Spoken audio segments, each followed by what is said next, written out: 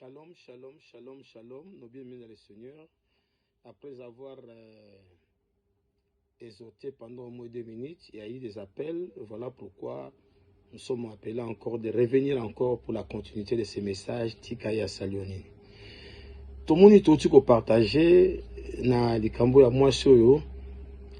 a kufela ki mwana babotaki jour moko na ndeko na ya mwasi alinga ko changer mwana wana wakufa apesi ndeko na ye po ya zo mwana azana komoi salomo eko kata bito zo mbeli to kata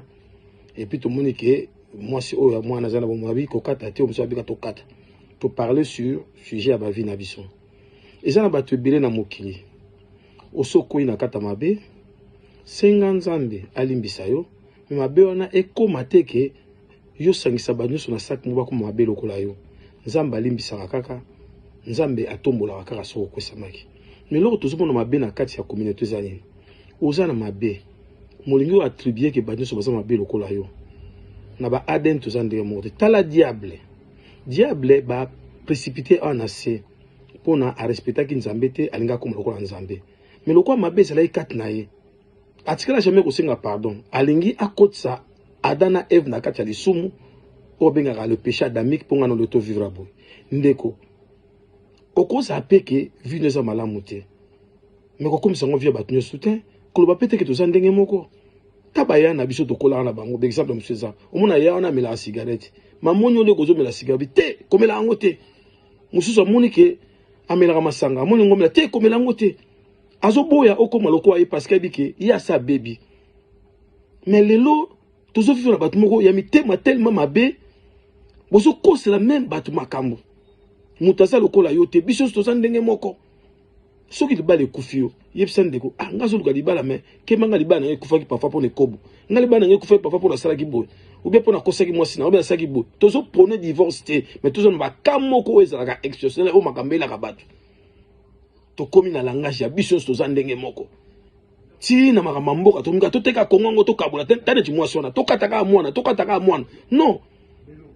bakata poza mwana ote ndeni ngopesa batu vie na yo ekoma vie ya batu nyonso ba ADN eza ndenge moko te banyama nde tolobi ke nzambe asala biso différent na banyama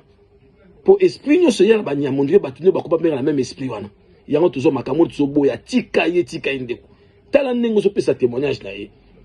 ondire ka yo na ye bozala ndenge moko non soko kweli kambu bondela nzambe aza nzambe na mao David aboma mutu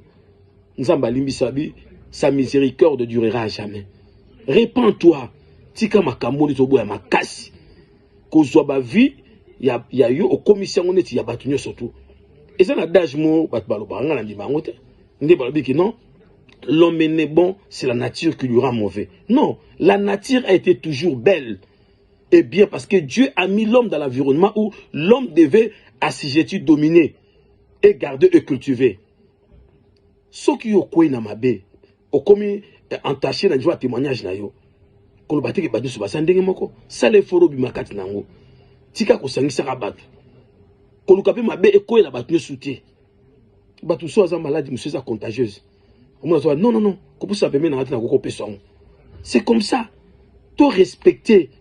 ba valeur ouais ba valeur ote yaso mona yasana nyango te tolobi te ke mo santo azali nous sommes sauvés par la grâce au moyen de la foi mais likamuna yo ko pesa ngo po mwasi wana mwana akufaki ye palingi mwana moninga akufa soki vu ne baby ya batyo se bebate mutamana mako salate l'air elia lo baika ki ana tikalinga moko nzamba bité ezana 7000 mususu non ba fléchir genou te ezana batu musupe ba osala lokwa yote